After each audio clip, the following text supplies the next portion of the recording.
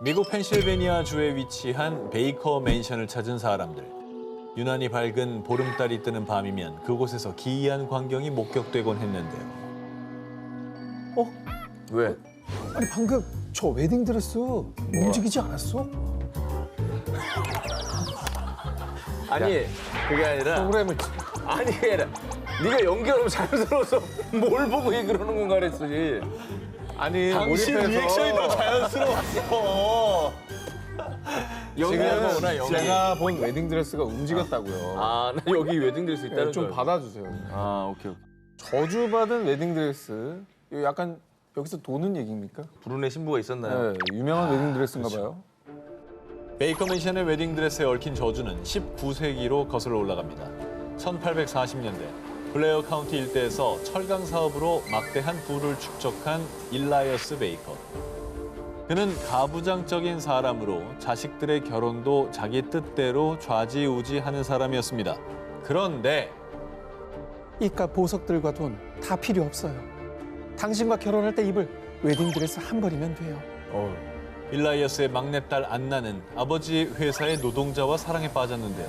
문제는 그가 가난한 하층민이었다는 것. 에헤이. 두 사람은 아버지 몰래 결혼을 준비했지만 결국 이 사실을 들키고 말았습니다. 완강한 아버지의 반대에 헤어질 수밖에 없던 두 사람. 안나는 네로라는 집안의 자제들과의 선자리도 마다했고요. 전 죽을 때까지 아무하고도 결혼하지 않을 거예요. 라며 아버지에게 맞섰습니다. 이후 아버지가 세상을 떠났지만 연인은 이미 다른 사람과 가정을 꾸린 상황. 에헤이. 좌절한 안나는 평생 아무하고도 결혼하지 않았고요. 웨딩드레스를 입고 달빛 아래 홀로 춤을 추며 죽을 때까지 서서히 정신을 놓아갔습니다. 좀 잘 사시지 그래도. 이런 유령은 너무 가슴이 아파. 그러면 뭐 웨딩드레스를 입은 유령이 안나의 유령이군요. 그러겠죠. 어허. 그리고 1914년 안나가 세상을 떠난 뒤 죽은 아가씨가 드레스를 입고 춤을 추고 있어. 결국 신부가 되지 못한 그 한이 저주로 깃들어서인지 웨딩드레스를 입은 안나의 유령이 출몰. 뿐만 아니라 1941년 이후 박물관이 된 베이커 맨션에선 안나의 드레스를 전시했는데 그녀의 한설인 저주 때문인지 에휴. 드레스가 저절로 나풀거리는 현상이 관람객들 사이에서 포착. 이를 두고 사람들은 안나의 저주가 드레스에 깃들었다라며 씁쓸한 반응을 보이기도 했습니다. 2009년 호주 노던주 아넘랜드 13명의 자녀를 둔 68세 원주민 데이빗 다니엘은 어느 날부터 서서히 온몸에 근육이 굳기 시작하더니 먹는 것부터 말하는 것까지 어려워지기 시작했습니다. 이젠 내 차례군. 신의 저주가 내게도 시작이 된 거야. 그런데 말입니다. 정말 기이하게도 70명 이상의 직계 가족 중 3분의 1 이상이 다니엘과 같은 증상으로 죽어가고 있었습니다. 야, 이거는 가족들이면 이 가족에게 뭔가 저주가 내려진 거네. 아하. 아니면 뭐 질병 같은 경우에 가족력이 좀 센 병들 있잖아요. 아. 자, 그런데 이 저주에 걸린 사람은 다니엘 일가만이 아니었습니다. 호주 노던주의 외딴 섬 그루트 아일랜드 섬에서는 주민 654명 중에 100명 이상의 원주민들이 어른 아이 할 것 없이 이 저주에 걸려 제대로 걷지도 말하지도 먹지도 못한 채 휠체어 신세를 지며 서서히 죽어가고 있었습니다. 도대체 무슨 저주길래 걷지도 말하지도 못하는 거죠? 호주 노던주의 원주민이라는 공통점이 있는 거잖아요. 그렇죠. 그들 사이에만 퍼진 저주가 있을까요? 뭐죠? 이 알 수 없는 미스테리 질병으로 고통받던 원주민들은 이 모든 것이 신의 저주 때문이라고 믿었습니다. 그런데 오랜 연구 끝에 이들이 걸린 저주가 하나의 질병이었다는 게 밝혀졌습니다. 그 이름은 마카도 조셉병. 이 병은 유전자 돌연변이로 인해 발생하는 매우 드문 유전성 신경퇴행성 질환으로 팔다리가 굳어 근육 조절은 물론이고 균형을 유지하는 것조차 힘들어지는 데다가 폐렴 등 합병증을 동반해 심할 경우 평균 수명이 35년밖에 되지 않을 정도로 생명에 영향을 미치는 질병입니다. 하지만 아직까지는 약물 치료를 통해 증세를 약화시킬 수만 있을 뿐 그 어떤 약으로도 완치가 불가능한 불치병입니다. 하필이면 또 요 질병이 요 노던주의 원주민들한테만 많이 발생하는 거예요? 최근 연구에 따르면 마카도 조셉병은 7,000년 전 해외 상인에 의해 호주로 옮겨졌을 가능성을 제기했는데요. 하지만 미스테리한 건 이 지역 원주민들의 발병률이 이 질병에 영향을 받고 있는 다른 지역의 발병률보다 약 100배도 높다는 사실입니다. 100배면 그냥 다른 사람한테는 별 영향이 없어도 이 섬 사람들한테는 완전 치명적으로 영향을 준다는 뜻이에요. 그렇죠. 그러니까 걸리는 입장에서는 야 이거 진짜 저주 아니야? 이렇게 공포스럽게 느껴질 수도 있을 것 같아요. 마카도 조셉병으로 죽어가는 원주민들, 대물림되고 있는 미스터리 유전병은 정말 저주일까요? 1848년 영국 웨일스 덴비에 세워진 노스 웨일스 정신병원에 얽힌 흉흉한 소문. 여긴 마녀의 저주가 깃들어서 수천 명의 유령이 살고 있는 곳이에요. 이 흉흉한 소문은 1995년 병원이 폐쇄된 이후부터 시작됐는데요. 이곳을 방문한 사람들은 아무도 없는 병원 복도에서 발소리가 들렸어요. 마치 누군가 나를 따라오는 것 같았다고요. 공통적으로 아무도 없는 병원에서 발소리가 들린다고 밝혔고요. 때로는 웃음소리와 비명소리가 들린다는데요. 아유. 뿐만 아니라 마치 무슨 저주에라도 걸린 듯 원인을 알 수 없는 의문의 화재 사건도 발생. 이에 2008년 TV쇼 모스트 헌티드에서 유령의 실체를 파헤치기 위해 유령 조사관들이 직접 노스웨일스 병원을 방문했는데요. 정말 소름 돋게도 공통적으로 복도를 걸어가는 귀신을 발견. 또한 이 병원에 수천 명의 유령이 살고 있고 그 이유는 마녀의 저주 때문이라고 주장했습니다. 야, 방문한 사람들이 공통적으로 비슷한 소리를 듣고 또 유령 조사관들조차 유령이 산다고 주장하니까 진짠가 보다 싶어요. 근데 만약에 있다면 뭐 때문에 마녀의 저주에 걸린 거냐는 거죠. 1484년부터 1750년 사이 서유럽에서는 수많은 여성들이 마녀로 몰려 사형을 당했는데요. 노스웨일스 지역에서도 5명의 여성이 마녀로 몰려 유죄 판결을 받고 사형, 억울한 죽음을 당했습니다. 아, 그뿐만 아니라 노스웨일스 정신병원이 문을 닫은 진짜 이유도 많은 환자들이 죽어서라는 괴담까지 전해진다고 하는데요. 결국 마을에서는 마녀의 저주를 풀고 유령을 쫓기 위해 7일 동안 엑소시즘까지 진행했다고 합니다. 진짜 뭔가 있었던 거네. 저 정도는. 그러네.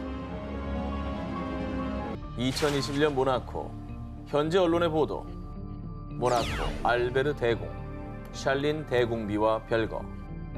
모나코 왕가의 불화설이 대두된 겁니다. 자, 그런데 보도를 접한 모나코 국민들은요. 아니 이게 대체 몇 번째야? 아니 결국 또 저주를 피해가지 못했네. 모나코 왕가가 무려 700년간 내려온 저주에 또다시 희생됐다고 믿었습니다. 사람들은 진지하게 저주를 믿는 거네요. 그렇죠. 근데 대공 부부의 불화 소리 왜 저주예요? 전해지는 이야기에 따르면요. 그리말디 가문의 레니에 1세가 모나코를 점령했을 때 저 여자는 마녀다. 당장 화형시켜라. 라고 명했습니다. 그러자 그 마녀는 복수를 결심합니다. 크리말디 가문은 결코 결혼 생활에서 행복하지 못할 것이다. 레니에 1세와 그 후손들을 저주! 그렇게 현재 모나코를 통치하는 그리말디 가문, 모나코 왕가의 저주가 깃들기 시작했다는 것이죠. 와, 그냥 뭐 옛날 그냥 할머니 할아버지가 전해주는 구전대화 내용 아니에요? 동화 내용? 700년 전에 결혼 생활에 대한 저주를 했다는 것도 되게 놀랍다. 그렇죠. 아 근데 그게 뭐 기록이 남아 있습니까? 아니면? 마녀나 저주에 대한 정확한 기록은 남아있지 않습니다. 하지만요, 마녀의 저주가 아니고서는 도저히 납득할 수 없을 만큼 모나코 왕가에는 유독 정말 이상하리만치 비극이 끊기질 않았습니다. 자, 우선 미국의 영화배우 그레이스 켈리와 세계의 결혼식을 올린 모나코의 레니에 3세 대공. 외국인과 결혼하면 안 된다라는 선조의 유언을 어겼기 때문에 저주가 본격적으로 실현됐다고 하는데요. 아이러니하게도 레니의 3세 대공 부부는 결혼 생활 동안 실제로 수차례 유산과 끊임없는 불화설로 힘든 시간을 보내야 했고 1982년 그레이스 켈리가 교통사고로 사망하며 결혼 생활은 비극으로 끝이 나게 됩니다. 그리고 대를 이어내려온 저주. 레니의 3세 대공의 자녀들도 저주에 희생됐습니다. 장녀인 카롤린 공주는 프랑스 남성과 결혼했지만 남편의 불륜으로 2년 만에 이혼. 두 번째 남편은 결혼 6년 만에 모터보트 사고로 사망. 1999년에 결혼한 세 번째 남편은 폭행 사건으로 법정에 서는 등 구설수가 끊이지 않았는데요. 그리고 경호원과 결혼했던 차녀 스테파니 공주는 남편의 불륜 사진이 만천하에 공개되며 1년 만에 이혼. 두 번째 남편인 고개사와도 결혼 1년 만에 이혼했습니다. 뭐 아버지뿐만 아니라 자녀들까지 대를 이어서 이렇게 결혼 생활이 순탄치 않은 그러니까 불행한 이제 일들이 많았으니까 야 이거 진짜 저주 때문인가 생각이 들 법도 해요 정말. 아유, 그냥 마녀가 행복한 결혼하지 못할 거라고 저주를 했다고 하고 그 오랜 저주가 진짜 깊게 서려 있는 건가 하는 생각이 드네요.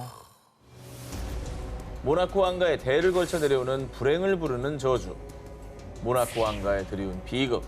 그것은 정녕 마녀의 저주인 것일까요?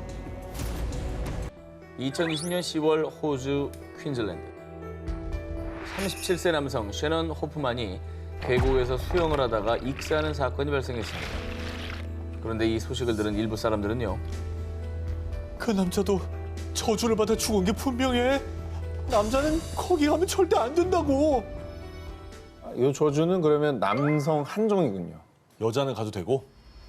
저주가 깃든 곳은 바빈다 볼더스의 한 계곡인 일명 악마의 수영장 데블스 풀. 이곳에서 수영을 하는 남성들은 저주로 인해 익사하고 맙니다. 왜 남자만? 아니 뭐 저보다 특별한 사연이 있습니까? 사연이 있죠. 전설에 따르면 과거 올라나라는 소녀가 이딘지 부족의 장로와 결혼했는데요. 하지만 이후에 다른 부족의 청년 디가와 금지된 사랑에 빠지고 말았습니다. 두 사람은 장로를 피해 이 계곡 데블스풀로 도망쳤지만 금세 장로에게 붙잡힌 디가. 이에 절망한 올라나는 그대로 계곡에 몸을 던져 목숨을 끊었다고 합니다. 이후 이 세상 모든 남자를 저주한다. 한 맺힌 올라나의 영혼이 계곡을 찾는 남성들의 목숨을 앗아가기 시작. 그렇게 계곡에 저주가 깃들며 이른바 데블스풀이라는 무서운 이름으로 불리게 됐습니다. 실제로 1979년 24세 피터 맥간 사망, 2004년 애들레이드 출신의 관광객 사망, 2008년 제임스 베넷 사망, 1950년대 이후 무려 19명이나 데블스풀에서 익사하고 말았습니다. 19명의 희생자 중 17명이 남성. 그리고 한 커플이 함께 데블스풀에 빠졌을 때도 여성만 생존. 남성은 끝내 목숨을 잃고 말았다고 합니다. 소름 끼치네요. 진짜. 저희 일방적으로 남자만 희생자가 많다는 거는 뭔가 있는 거죠, 사실. 그러니까요. 진짜 올라나가 이루지 못한 사랑 때문에 분노해서 그런 저주를 내린 걸 수도 있겠네요.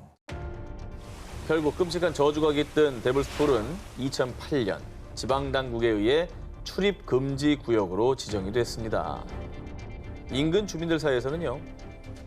데블스풀에서 올라나가 손을 뻗어서 남자들을 끌어당기는 걸 봤다고요. 잊을만 하면 올라나 목격담이 속출. 저주를 내린 올라나가 여전히 잃어버린 사랑을 찾기 위해 남성들을 죽음의 구렁텅이로 유혹한다고 믿는다 합니다. 잉글랜드 노샘턴에 거주하는 남성 미키 요크. 미키의 친구들과 가족들은 아니 너네 집에 자네 아직도 있어? 걔 저주 들린 게 분명하다니까. 라며 그의 집 방문을 꺼렸습니다. 자네 씨 누군데 저주를 들렸다 그래요? 미키의 지인들이 입을 모아 저주 들렸다고 지목한 자넷은 바로 119년 된 인형이었습니다. 아 이런 건 좀 그래. 그럼 어쨌든 이 인형은 어떤 저주입니까? 2016년 인터넷을 통해 우연히 미국에 있던 인형의 존재를 알게 된 미키. 그런데 얼마면 되냐고요? 아, 돈 필요 없습니다. 영국이라고 하셨죠? 배송비도 저희가 부담해서 특송으로 보내드릴게요. 이상하게도 인형의 원래 소유자가 사망하자 유족은 마치 이때다 싶듯 인형을 미키에게 떠넘겼습니다. 이후에 미키의 주장에 따르면 인형이 홀로 눈을 깜빡거리거나 분명히 선반에 올려놓은 인형이 바닥에 떨어지는 일이 한두 번이 아니었다고 합니다. 가만히 있는 인형도 뭐 그냥 넘어지기도 하잖아요. 어허. 근데 눈을 깜빡인 건 좀 이상하긴 한데. 어허. 저주 들린 인형과의 동거는 상상 그 이상이었습니다. 인형을 본 사람들, 같은 공간에 있던 사람들이 하나같이 나는 저 인형만 보면 심장이 아파. 라며 불쾌감과 신체 통증을 호소. 급기야 미키의 집에는 사람들의 발길마저 끊겼습니다. 인형이 집에 온 뒤로 이상한 일들이 일어나자 초자연 현상을 다루는 크리에이터였던 미키는 심령 측정 장비인 EVP를 통해 인형과 대화를 시도.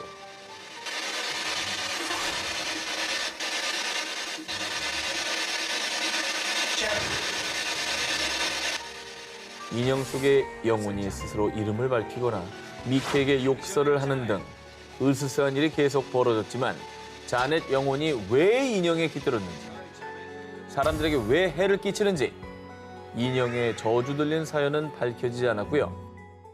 일각에서는 미키의 주장일 뿐이라며 인형의 저주는 없다는 의견을 제기하기도 했습니다. 유독 그렇게 인형 관련 얘기가 이렇게 많은지 모르겠어요. 영혼이 깃들기가 참 좋잖아요. 사람 형상을 하고 있기 때문에. 아니 그 일단 인형이라도 100년을 넘게 있었다고 하면 좀 뭔가 영물 같잖아요. 그러니까 좀 무서운 것 같아요. 정말 인형에는 사람들에게 해를 끼치는 저주 들린 영혼이 깃든 걸까요? 아니면 그저 우연에 불과했던 것일까요? 자, 두 기자님들 요 서랍장 좀 어떻게 보세요? 싫어요. 저도 싫습니다. 네. 아유 싫어. 아, 너무 정말. 고급지지 않아요? 번쩍번쩍하는 앤틱풍에. 저 앤틱 싫어하고 저 모던 좋아합니다.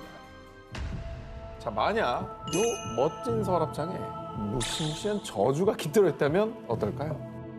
실제로 지금 보시는 요 서랍장의 저주 때문에 18명이 사망하거나 큰 불운을 겪었습니다. 서랍장에 얽힌 저주의 역사는 1830년경 미국 켄터키에서 시작됩니다. 당시 농장 대지주 제러마이아 그레이엄은 첫 아들의 출산을 앞두고 한 노예에게 서랍장을 만들라고 지시. 그런데 이 서랍장이 마음에 안 든다며 노예를 폭행해 숨지게 했는데요. 이 사건으로 평소 악독했던 그레이엄에게 앙심을 품은 노예들은 대대손손 씨를 말려버립시다.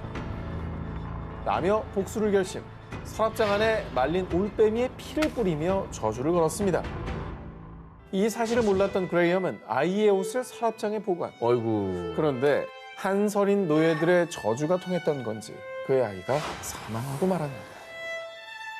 아이고.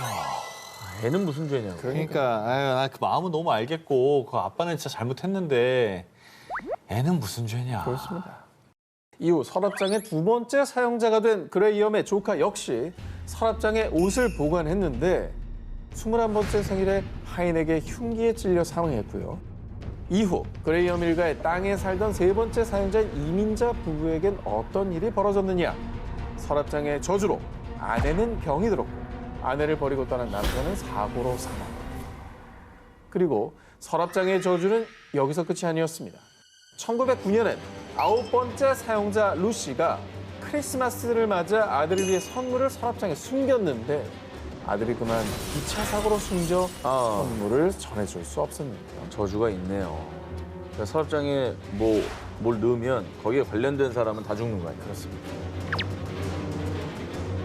이후 1976년 서랍장은 켄터키 역사협회에 기증, 더 이상의 사용자 없이 보관 중이라 서랍장의 저주, 희생자도 더는 발생하지 않고 있습니다.